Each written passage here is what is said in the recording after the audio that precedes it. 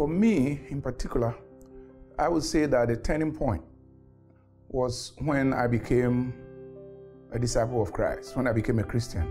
I was born into a Presbyterian home background, my parents, but as you know, I wasn't committed. I didn't know what it means to be in relationship with Christ.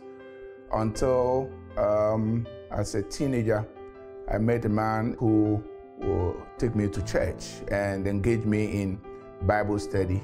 And then I discovered that Christ is the compass of my life.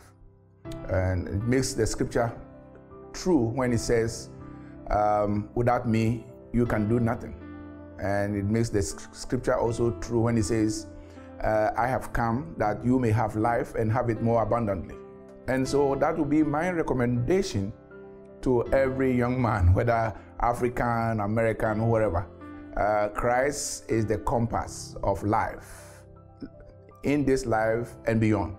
And once you have him, then you are set on course. And I thank God for my family. By God's grace, my family is all together and they love Christ and they are involved. My kids, my wife, I've had no issues at all. But as I look back, if I have to do it all over again, I would involve my kids, my wife and my kids in my ministry with intentionality. My son, when he was 7 years old, one particular Saturday morning, I did not go outside. I was in home with him and I was lying on the floor and he is sitting by me in my living room. We were watching television, and it's something I didn't do often. But on this particular day, I stayed home and having time with my wife is sitting by us in the sofa. I am lying on the floor on my back.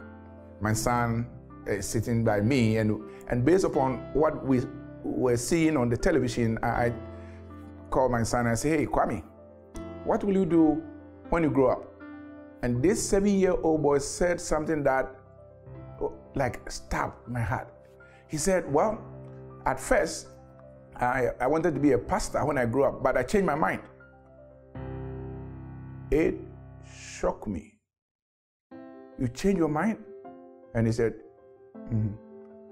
So when he said that, my wife, who was sitting by, shouted, "What do you mean?" I wanted him to open up and voice out. So I put my hand around him and kind of made it non-threatening for him so I could hear what was in his heart. And he said, "Well, I thought that if I became a pastor when I grew up and my kids were going to bed, they would not see me." It shocked me. I had to control my emotions because I literally broke down. And I thank God that this came up when he was 7 years old, because right from that day, I decided that I will have to intentionally make time for my kids. And so, from that point on, at about 7, 8, anytime he's home from school on holidays and I'm going on trips, ministry, evangelism, mission trips, he will be with me and we go together, and that has really helped, especially my son. My daughters, they sing in the church. They love the Lord. My son sings and my daughters sing, and he leads worship. My son leads worship.